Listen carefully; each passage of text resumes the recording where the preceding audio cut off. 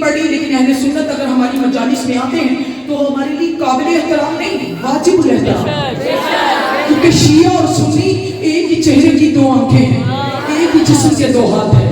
میں ان کے لیے نہیں پڑھی، ان کا میری کسی بھی بات سے متفق ہونا ضروری نہیں ہے، وہ اپنے علماء سے جا کر پوچھے، وہ اس مجلس میں آئے ہیں تو ان کا اجر سیدہ زہرا کے پاس ہے، لیکن میں صرف اپنے فرقے کے لیے پڑھا۔ تو جو ہے میرے محترم، ہمارا یہ عقیدہ ہے کہ ہمارے ائمہ معصومین، ہمارے امام آدم سے لے کر عیسیٰ تک تمام نبیوں سے افضل ہے، تمام نبیوں سے افضل۔ میں ابھی تک میں نے قرآن کی آیات مسلسل پڑھی ہے، میں قرآن کی آیت پڑھ رہی ہوں اور اس کی تفسیر بھی اہل سنت کی تفسیر ہے، تفسیر در منصور جلد نمبر 5 صفحہ نمبر 50۔ توجہ، اس میں اپنے اس دعوے پر دلیل دوں گا۔ علامہ لکھتے ہیں، میں ابھی اپنی بات کی طرف آتی ہے، یہ ذرا جو ڈاؤٹ ہے اسے کلیئر کروں۔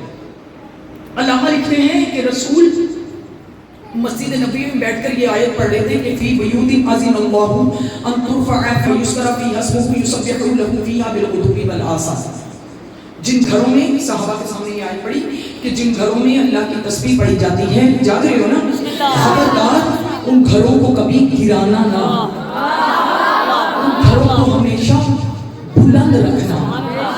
اب مجمع میں سے کتاب میں نام موجود ہے، میں یہاں پر نہیں لے رہی۔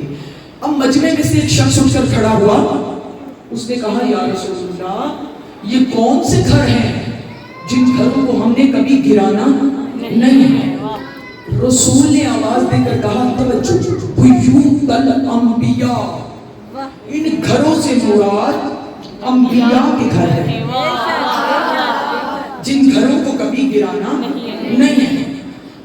اب کتاب نے یہ جملے لکھے، یہ میرے جملے نہیں ہیں، اور میں نے ابھی اہل سنت کتاب کا حوالہ دیا۔ مجمع میں سے ایک بزرگوار، کتاب میں نام موجود ہے، اٹھ کر کھڑے ہوئے، انہوں نے علی اور فاطمہ کے گھر کی طرف اشارہ